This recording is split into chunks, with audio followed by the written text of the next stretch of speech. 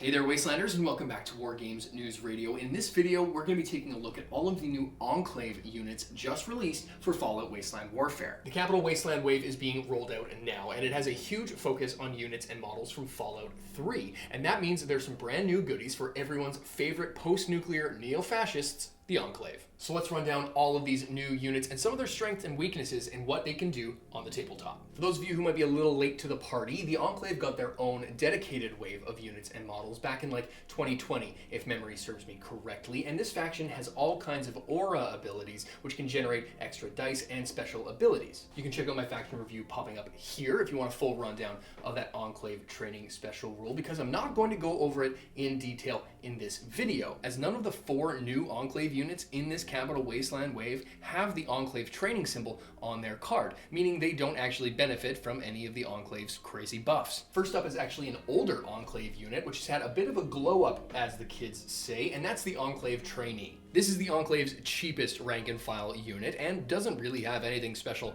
going on, but this unit has seen an upgrade in the Capital Wave, as they can now use rifles, whereas on their old card they were limited to just pistols and melee weapons. Trainees are fairly squishy, with just 4 hit points and 2 physical and 1 energy armor, and as mentioned, these units do not benefit from that Enclave training special rule, so they don't get any of those fun buffs and extra dice like their higher ranking buddies. They hit on 4s with all of their attacks, so nothing to write home about there, and their objective skills overall are below average, searching on intelligence of 2, lockpicking on a luck of 3, and they're slightly better at hacking with a perception of 4. While trainees have some pretty basic stats at just 33 caps as of the filming of this video, they make for a dirt cheap combat option in a faction whose units tend to be on the expensive side. Next, we move on to the new Enclave units introduced in the Capital Wasteland wave, starting with the Armored Trainee. Like the name suggests, these units are similar to the standard trainee, but have a few buffs and a focus on survivability. Their health and armor stats are the same as the basic trainees, but they're slightly better in range combat, hitting on 5s with rifles.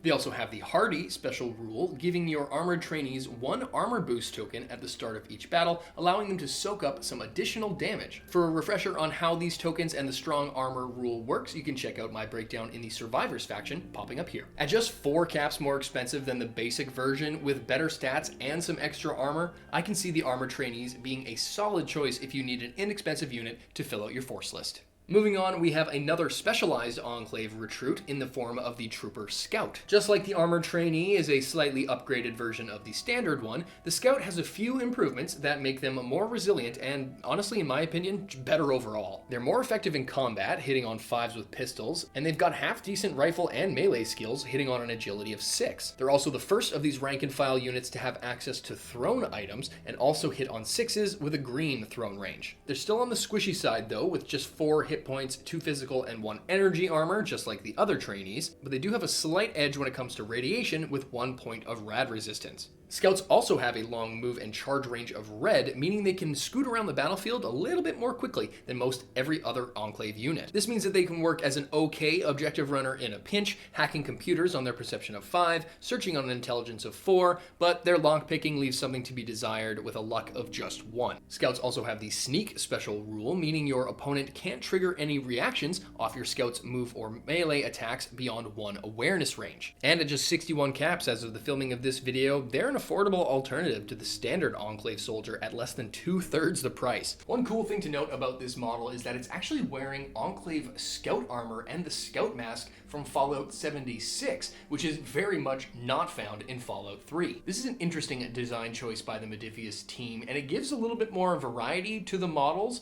while adding in a little bit of lore from other Fallout games, and also a little bit more evidence to my theory that we're going to be seeing a Fallout 76 themed wave coming sooner than later. For more on that tinfoil hat madness, check out the video popping up here. And last up for additions to the Enclave is what I think is the coolest and most terrifying unit in this entire wave, and that's the Domesticated Deathclaw. Now, the Enclave have been experimenting on Deathclaws going back to Fallout 2, and in Fallout 3, they use these monsters as weapons of war, just like the one we see here. This is the 3rd Deathclaw sculpt, and technically the 4th Deathclaw unit card released so far for Wasteland Warfare, the others being the standard Deathclaw, the young Deathclaw, and the Big Mama herself, the Deathclaw Matriarch. Matriarch. Now we're going to ignore the Young Deathclaw and Matriarch for the sake of this breakdown, just because the Enclave can't technically take them with them when it comes to battle mode force lists. Obviously, if you're playing in narrative mode, go nuts and bring whatever Deathclaws you want with you. But in the case of this video, we're going to look at the more restricted battle mode force lists just to keep things simple. Now, the new domesticated Deathclaw stats are actually very similar to the standard version, with just a few tweaks, some for the better and some not. Where things stay the same between the two versions is their super high strength of 11, giving them an extra black die when making melee attacks, and they can also perform Battle Cry with a pushback of yellow. Each version has 3+1 strong armor for both physical and energy resistance, and they're both immune to all radiation damage. Both versions have the Barge special rule, allowing them to move through smaller, non-friendly units, and also the Unnerving rule, which means that any skill test made within the Deathclaw's awareness range of black that isn't an attack on the Deathclaw gets a -2 to the roll. As mentioned, the Enclave already had access to the standard Deathclaw before this new unit card was released, with a bit of a caveat that you needed to equip the Deathclaw with a domestication unit. Now this item gave you control of the Deathclaw, but also altered its stats, giving it a +1 to perception and luck, but a -2 to endurance, but also an access to prepare quick actions and luck points. So just a real grab bag of stats both up and down. And if you take a look at the original Deathclaw stat card with a domestication unit added onto it and compare that to the new Deathclaw card, and it's not hard to see how they arrived at the stats for this new unit. It's nearly identical with a few noticeable differences. The new Deathclaw doesn't have access to luck points, but it does have the controlled special rule, which turns the domesticated Deathclaw into an uncontrollable AI killing machine if the controlling force's leader is taken out. Now this mechanic is similar to an item that was also released earlier called the Deathclaw Control Scrambler that can stun any Deathclaws equipped with one of these domestication units. And you can still take this standard Deathclaw with the domestication unit if you prefer. In fact, the domestication unit has now been added as a specific Enclave item in the new battle mode force lists, which we'll talk about that in a future video, rest assured. But honestly, I prefer this new unit, and the sculpt is just insane. The domesticated Deathclaw comes in at 230 caps compared to the standard Deathclaw's 260, plus an additional 12 caps for the domestication unit. So you can see where I'm getting with this. It really just makes sense to take the domesticated unit stat card. It's cheaper. Honestly, I like its buffs a little bit better. You don't have access to that luck point, but again, luck is fleeting. But yes, the domesticated Deathclaw will try to kill anything on the battlefield, including yourself, if your leader is taken out. So just keep that in mind. But at significantly less caps than the other version and more or less the same stat card, that's the version that I'm going to be taking 9 times out of 10.